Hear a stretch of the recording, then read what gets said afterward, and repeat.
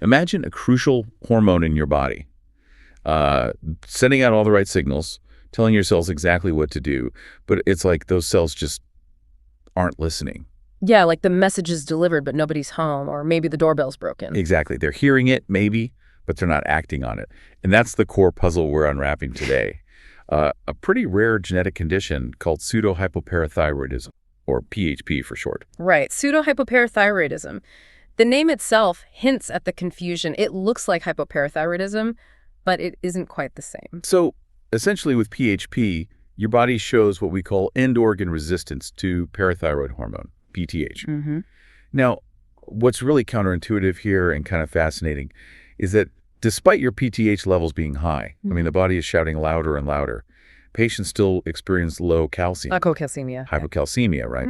And high phosphate or hyperphosphatemia. It's because the kidneys and bones simply aren't responding the way they should, which also means less phosphate gets kicked out in the urine. It's a really remarkable illustration of a communication breakdown at the cellular level. And what's particularly interesting, as you hinted, is that PHP isn't just one single thing. No, it's more complicated. It's actually part of a whole spectrum of disorders.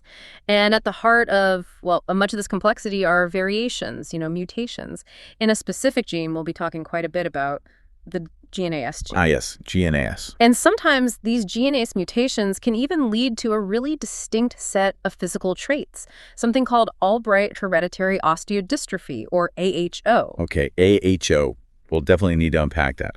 So our mission for this deep dive is to really untangle these different forms of PHP. We want to understand what makes each type unique, how they present differently in people, and crucially, why figuring out the exact form is so important for diagnosis and, well, for treatment too. Absolutely, because the management can differ. Get ready, because we're going to discover how just one gene can have such incredibly varied impacts, depending on tiny changes within it. And even this is the really wild part, which parent you inherited that gene from. It's a fantastic example of genetics in action.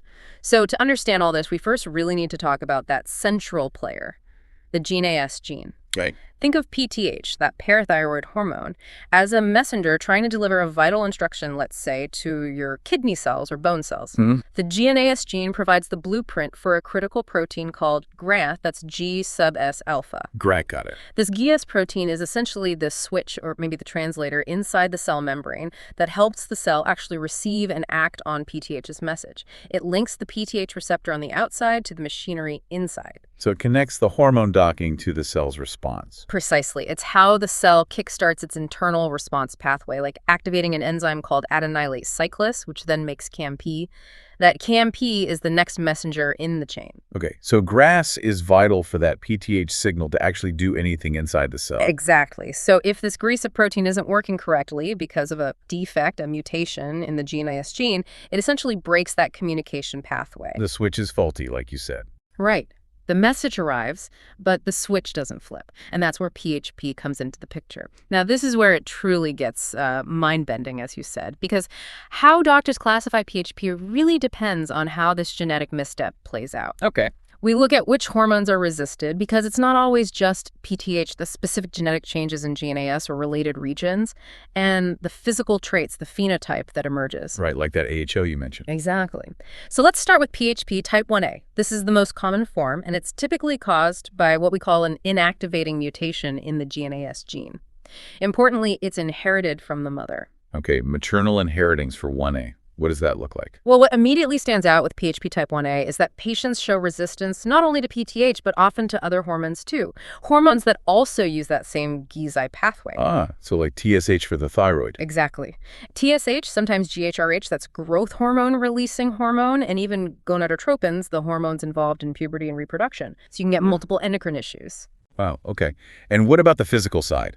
Does this one have the AHO? Yes. Crucially, type 1A presents with that distinct Albright hereditary osteodystrophy, or AHO, phenotype. Okay, let's describe AHO a bit more. What are we talking about? We're talking about features like short stature, often a noticeably round face, sometimes obesity starts early, and these weird little hard lumps under the skin, subcutaneous ossifications. Hard lumps, like bone forming where it shouldn't? Kind of, yeah. And the real hallmark here, the one that often makes doctors think, aha, PHP, is something called brachydactyly. Brachydactyly, short finger. Short finger bones, specifically the metacarpals and metatarsals, particularly the fourth and fifth metacarpals in the hand. So if you make a fist, instead of seeing knuckles for those fingers, you might see dimples. It's called the knuckle-dimple sign sometimes. Dimple. That's memorable. Okay. Anything else with AHO? Yes, some individuals might also experience some degree of intellectual disability, though it varies quite a bit. And dental problems can occur too. Okay. And the labs for type 1A, what do they show? When we look at lab results, you'll see the classic trio: low serum calcium, high serum phosphate, and those elevated PTH levels because the body's trying desperately to compensate. Right, the resistance pattern. And importantly, if doctors do a specific test, like the Ellsworth-Howard test where they give PTH, the body's internal signaling doesn't respond properly. So you see low levels of that key internal messenger, CMPP, being excreted in the urine. The switch isn't working. Okay, so type 1A, maternal GNAS mutation, multi-hormone resistance, AHO present, low Phe-MP response. Got it. Now, what if someone has a different kind of issue with that same GNAS gene region and only experiences the PTH resistance without any of those distinctive physical AHO signs? So no short stature, no round face, no knuckle dimples. Exactly. That brings us to PHP type 1b. This one is really a genetic puzzle because the cause isn't usually a direct mutation in the GRISOC coding part of the gene. It's often an imprinting defect. Imprinting, you mentioned that earlier. What does that mean here? Right.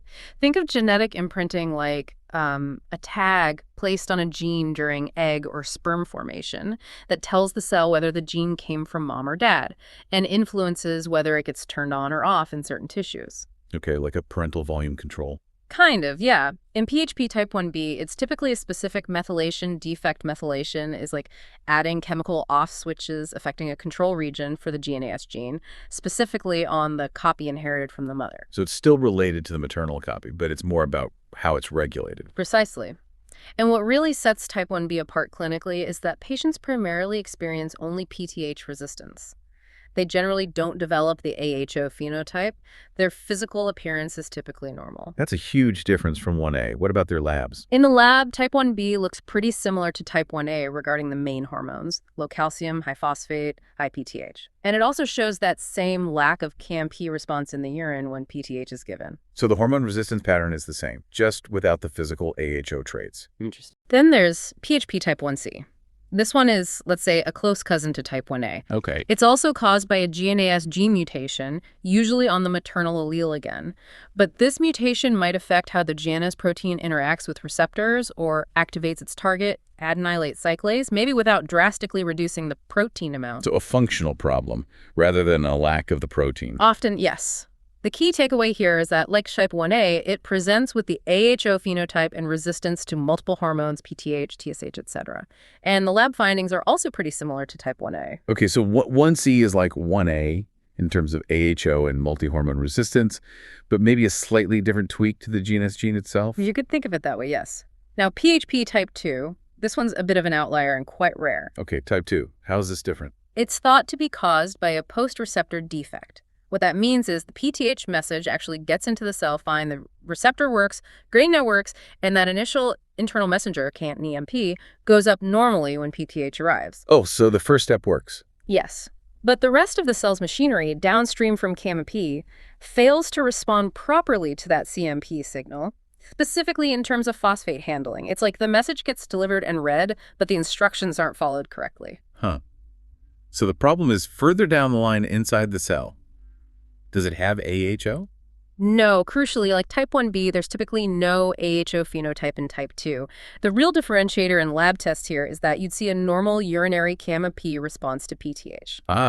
Unlike 1A, 1B, and 1C. Exactly. But despite that normal CAMP increase, the kidney still doesn't excrete phosphate properly, so you still get hyperphosphatemia. The phosphaturic response is impaired. Okay, that's a key distinction. Normal CAMP, bad phosphate response, no AHO. Got it. And finally, we arrive at pseudo hypoparathyroidism, PPP. So that sounds like a double negative. It does, doesn't it? And this is perhaps the most fascinating genetic twist in this whole story. Get this. It's caused by the exact same type of inactivating GNAS gene mutation that leads to PHP type 1a. Wait, the same mutation as 1A, but it's called something different? Here's the kicker. With PPHP, that GNAS mutation is inherited from the father's side, not the mother's. Hold on. So the same genetic typo, but if you get it from your dad instead of your mom, the outcome is completely different. Completely different in terms of hormone function. Someone with PPHP does have the AHO phenotype. So they do get the short stature, the brachydactyly, the knuckle dimples, all that. Yes, the physical features are there, but, and this is the mind-bending part, their calcium, phosphate, and PTH levels are all perfectly normal. There is no hormone resistance at all. Wow. So just the physical traits, none of the hormone problems, just because the mutation came from the father. Precisely. It's a textbook, beautiful example of genetic imprinting in action. It demonstrates so clearly how the parental origin of a gene copy can dramatically alter its effects. Why? How does that work? Well, the GNAS gene is complex. It turns out that the expression of beta, particularly in the kidney tubules, which are crucial for PTH action on calcium and phosphate, relies heavily on the maternal copy of the gene.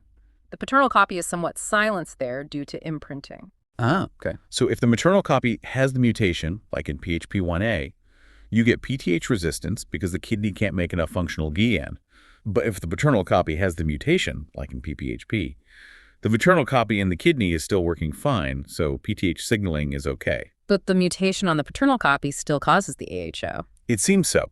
The developmental processes leading to the AHO features must be sensitive to the GISN dosage from both parental copies, or perhaps primarily the paternal one in certain tissues involved in bone growth. It's incredibly specific. That's truly wild. It really highlights how much detail matters in genetics. So, okay, stepping back. If someone walks into a clinic, what does this whole spectrum of conditions actually look like in a patient? What are the key symptoms and signs you'd be looking for besides the AHO features we discussed? Well, a lot of the initial presentation is driven by the effects of that low calcium, the hypocalcemia, especially in types 1A, 1B, 1C, and 2. Right, the hormone-resistant types. What does low calcium do? It makes nerves and muscles much more excitable, so you can see neuromuscular issues, tingling sensations, often around the mouth or in the fingers and toes, that's paresthesia. Muscle cramps are common. More severely, you can get involuntary muscle contractions known as tetany, like carpopedal spasm where the hands and feet cramp up. Okay, that sounds uncomfortable and potentially serious. It can be. In really severe acute hypocalcemia, seizures can occur. There can also be cardiac effects, like changes on an ECG, specifically a prolonged QT interval, which can increase the risk of arrhythmias. Are there any specific signs doctors look for during an exam? Yes, there are classic signs we check for. One is Chvostek's sign. You gently tap on the facial nerve in front of the ear, and if the calcium is low enough, you'll see twitching of the facial muscles on that side. Okay. And the other is Trousseau's sign. You inflate a blood pressure cuff on the arm above systolic pressure for a few minutes. If hypocalcemia is present, it can trigger that characteristic carpal spasm. The wrist flexes, fingers draw together. Right. Those are classic signs of neuromuscular irritability from low calcium. And then as we've covered, for those with PHP1A, 1C, and PPHP, you'd also be looking closely for the features of AHO. Exactly. You'd assess their height, look for that round facies, obesity, check the hands for brachydactyly, looking for those short fourth and fifth fingers, and the knuckle dimple sign feel for any subcutaneous ossifications, and ask about dental development issues. And don't forget the other hormone issues in 1A and 1C. Right. So you'd also be screening for symptoms of an underactive thyroid, like fatigue, weight gain, cold intolerance due to TSH resistance, and potentially looking for signs of delayed puberty or fertility issues due to gonadotropin resistance or short stature beyond just AHO. If there's growth hormone deficiency, it can be a multi-system thing. Given all this complexity, this overlap and divergence, how do doctors actually pin down the diagnosis? What are the crucial steps? Lab tests are absolutely foundational. You need to measure serum calcium, phosphate, and PTH levels simultaneously. And you'd expect to find Low calcium, high phosphate, and inappropriately high PTH. That combination strongly suggests PTH resistance, pointing towards PHP. What about urine tests? Urine tests are also really important. Measuring 24-hour urinary calcium excretion can be helpful. It's often low. But the key test, especially for distinguishing types, is measuring urinary PMP and phosphate excretion after giving an infusion of PTH, that Ellsworth-Howard test concept. Right, to see if the kidney responds properly. Exactly. In PHP type 1, A, B, and C, you'd expect to see a blunted or absent increase in urinary CMP and phosphate excretion. In PHP type 2, you'd see the CAMP go up normally, but the the phosphate excretion would still be impaired. Okay, so labs narrow it down, but to really know the type, especially with 1A versus 1B versus PPHP, you need genetics, right? Absolutely. Genetic testing is pivotal now. You'd typically do GNAS gene sequencing to look for those inactivating mutations found in PHP1A, 1C, and PPHP. And for 1B with the imprinting defect. For 1B, sequencing the gene itself might be normal. You need a specific methylation analysis of the GNAS locus to detect those abnormal imprinting patterns, those misplaced off switches. Got it. Sequencing for mutations, methylation analysis for imprinting defects. Anything else? Imaging can be supportive too. X-rays of the hands and feet can clearly show the shortened metacarpals or metatarsals characteristic of AHO. They might also reveal those subcutaneous ossifications or sometimes calcifications in the brain, particularly the basal ganglia, which can be a consequence of chronic hypocalcemia. Okay, but once you have the diagnosis, let's say it's PHP type 1A, how do you manage it? What's the treatment approach? The primary goal is to correct those calcium and phosphate imbalances to prevent symptoms and long-term complications. The cornerstone of treatment is oral calcium supplementation. Just giving more calcium. Yes, usually as calcium carbonate or citrate, taken daily. But critically, it's combined with an active form of vitamin D, specifically calcitriol. Why calcitriol? Why not just regular vitamin D? Good question. PTH is normally needed to activate vitamin D in the kidneys into calcitriol. Since there's PTH resistance, that activation step is impaired. So giving regular vitamin D, like ergocalciferol or cholecalciferol, isn't very effective. Calcitriol bypasses that blocked step and directly provides the active hormone the body needs to absorb calcium from the gut. Ah, makes sense. So calcium plus calcitriol, what's the goal with those?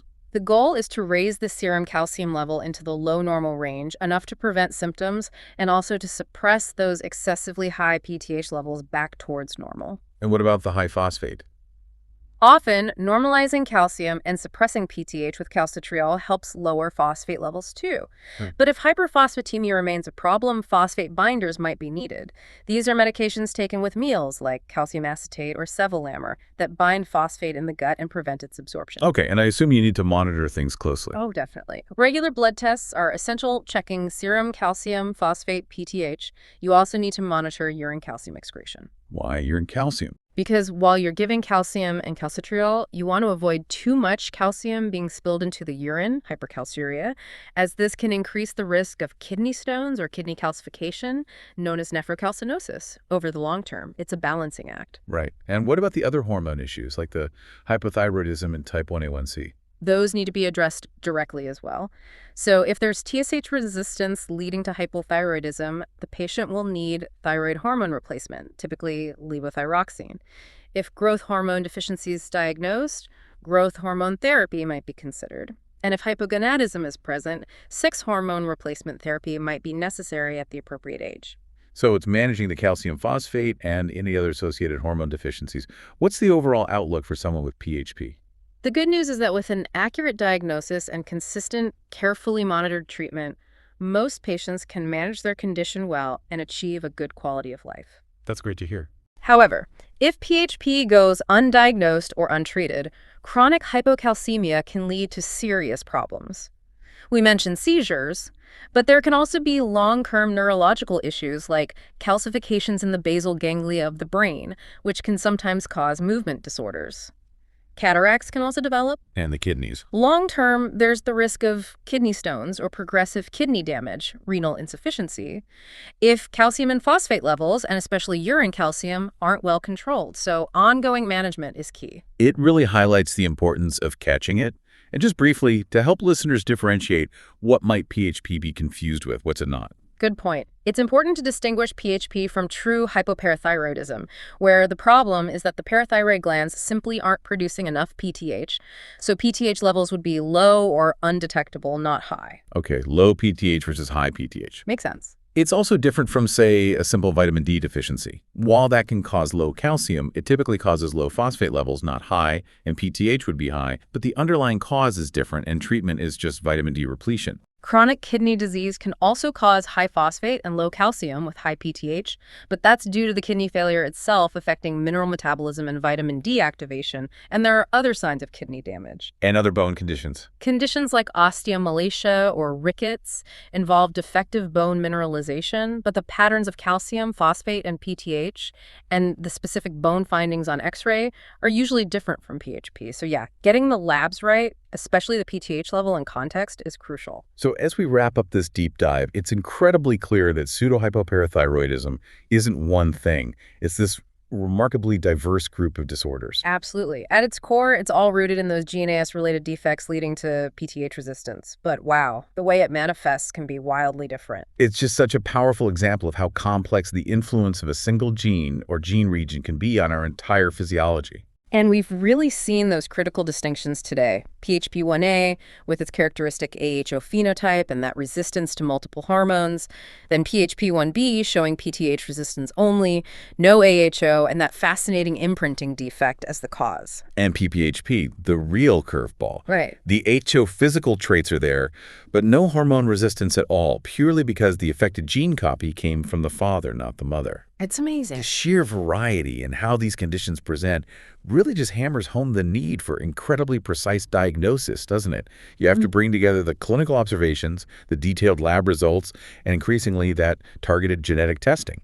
It really is like solving a high-stakes medical mystery sometimes. You need all the pieces. And what I find truly striking, and maybe a good final thought, is how that single gene, depending not just on the specific mutation, but also critically on which parent it comes from, can orchestrate such vastly different clinical outcomes. It truly underscores this intricate, delicate dance between our genes and our physiology, and maybe how much more there is still to learn about these subtle genetic imprints and epigenetic effects. It makes you wonder, doesn't it? How many other conditions out there might have similar hidden genetic nuances, these layers of regulation, just waiting for us to uncover them?